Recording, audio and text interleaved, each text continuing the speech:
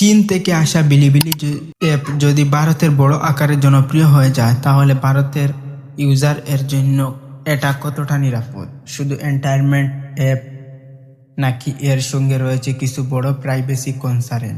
আজকের ভিডিওতে সেটাই জানাবো। হ্যালো গাইজ, আসসালামু আলাইকুম।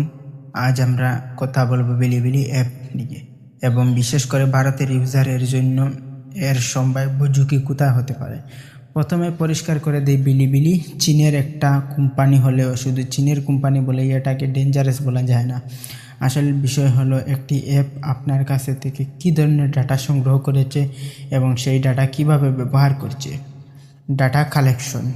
বিলিবিলি এর প্রাইভেসি পলিসি অনুযায়ী বিভিন্ন ফিচার ব্যবহারের সময় IP address, device information, app list, usage activities এবং লোকেশন রিলেটেড ইনফরমেশন সংগ্রহ করতে পারে।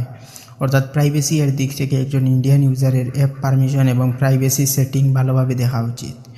2 নম্বর হলো লোকেশন ও রিকমেন্ডেশন।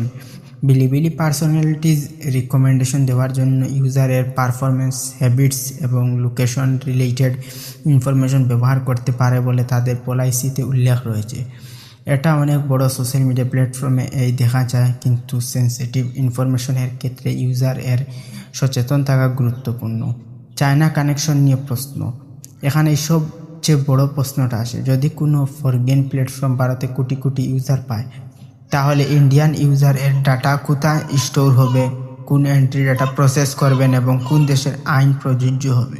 এই বিষয়গুলো পরিষ্কারভাবে বোঝা খুব গুরুত্বপূর্ণ। তবে মনে রাখবেন, চায়না বেসড কোম্পানি হওয়া মানে ডাটা মিসইউ করেছে এমন প্রমাণ এখানে নেই।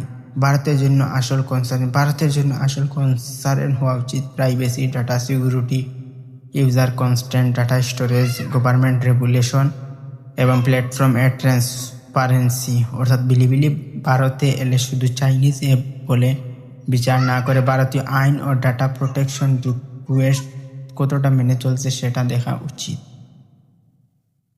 তাহলে বিলিবিলি কি ভারতের জন্য মারাত্মক? বর্তমান তথ্যের ভিত্তিতে এমন নিশ্চিত দাবি করা যাবে না, কিন্তু প্রাইভেসি এবং ডাটা কালেকশন এর বিষয়গুলো অবশ্যই গুরুত্ব দিয়ে দেখা দরকার। আপনি যদি বিলিবিলি ব্যবহার করেন তাহলে অপ্রয়োজনীয় পারমিশন দেওয়ার আগে ভালোভাবে দেখে নিন এবং সেন্সিটিভ পার্সোনাল ইনফরমেশন শেয়ার করার ক্ষেত্রে সতর্ক থাকুন। আপনার কি মনে হয়, বিলিবিলি ইন্ডিয়াতে আসা উচিত নাকি নয়? কমেন্টে জানিয়ে দিন।